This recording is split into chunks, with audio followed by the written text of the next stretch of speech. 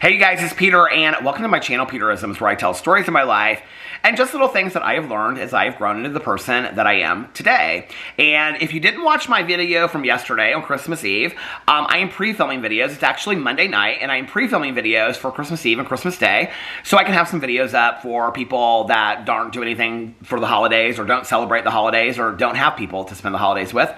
So, and I also need a little inspiration and a little motivation to, enjoy the best holiday that I possibly can. And so yesterday, I read one meditation from The Language of Letting Go. Several of the meditations on here, though, were about the holidays. So yesterday, well, 2 minutes ago, I read Holiday Triggers. So I thought that I would read the next one, which is called Getting Through the Holidays, December 24th, from The Language of Letting Go by Melody Beatty. And if we have time, we will read the 25th, which is just simply the holidays. Getting Through the Holidays, December 24th. For some, the sights, signs, and smells of the holidays bring joy and a warm feeling. But while others are joyously diving into the season, some of us are dipping into conflict, guilt, and a sense of loss. We need articles on how to enjoy the holidays. We read articles on how to enjoy the holidays. We read about the Christmas blues, but many of us still can't figure out how to get through the holiday season. We may not know what a joyous holiday would look and feel like. Many of us are torn between what we want to do on the holiday and what we feel we have to do. We may feel guilty because we don't want to be with our families. We may feel a sense of loss because we don't have the kind of family to be with that we want. Many of us, year after year, walk into the same dining room on the same holiday, expecting this year to be different. Then we leave, year after year, feeling let down, disappointed, and confused by it all. I've been there. Many of us have old, painful memories triggered by the holidays, which is what the meditation was about yesterday. Many of us feel a great deal of relief when the holiday is ended. One of the greatest gifts of recovery is learning that we are not alone. There are probably as many of us in conflict during the holidays and there are those who feel at peace. We're learning through trial and error how to take care of ourselves a little better each holiday season. Our first recovery task during the holidays is to accept ourselves, our situation, and our feelings about our situation.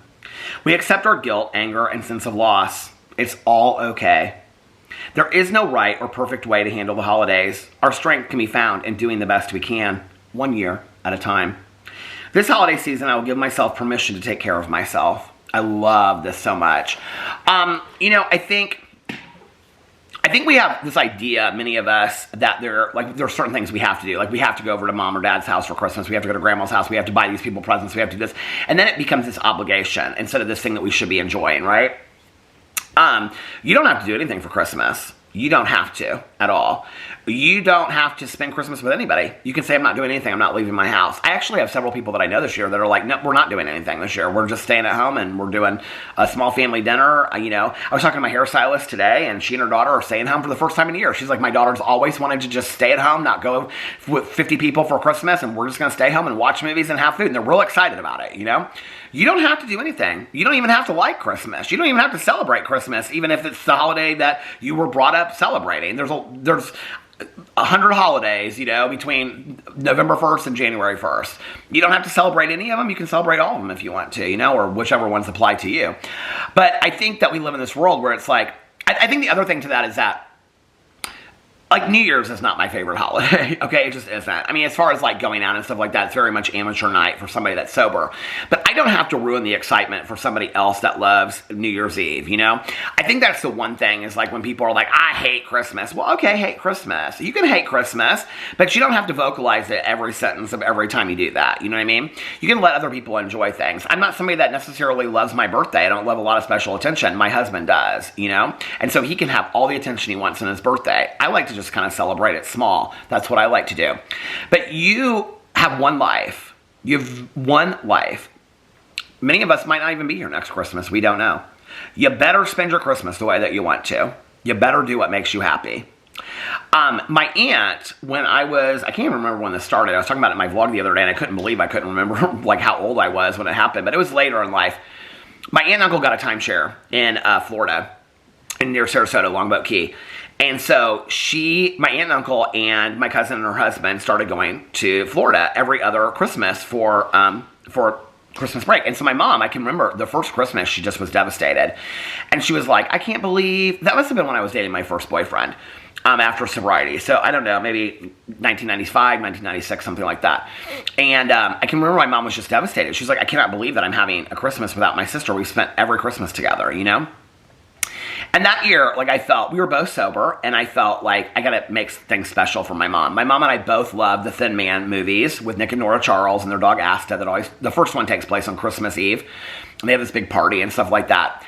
And so I said to my mom, I said, why don't we start, I don't even know where I came up with this, honestly. I mean, I would have been 23 or 24 at the time. And I said, why don't we start new traditions, you know? And why don't we do something that's fun for us? Why don't we get Chinese food and bring it back to the house, and we'll light candles and we'll take a walk like, you know, we always do. And we'll watch the Midnight Mass, but then we can watch the Thin Man movies because they're very holiday themed and stuff like that. And she's like, that would be fun, let's do that. But I could kind of tell that she was kind of down about it, you know, that she was kind of sad about it. And I remember I came over here because she was living here at the time, and she had just gone up the street. There used to be this Chinese restaurant that my whole family loved called Chinese Dragon. Chinese Dragon was in Carmel.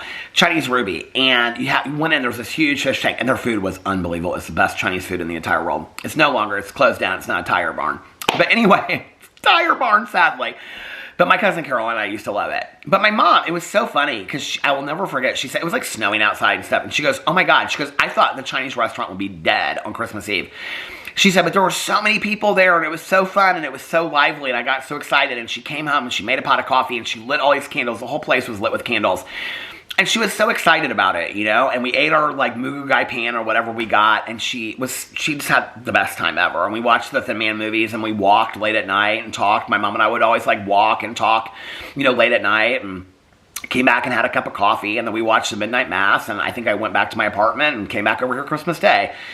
It's kind of about making new memories, you know. Years later after that, I was obsessed with the movie Smoky Mountain Christmas with Dolly Parton, and so I wanted to go to Gatlinburg, Tennessee. I remember my mom kind of challenging me about it at first, and she's like, we're not going to go be at, you know, Kathy and Dave's house and with Caroline and everybody.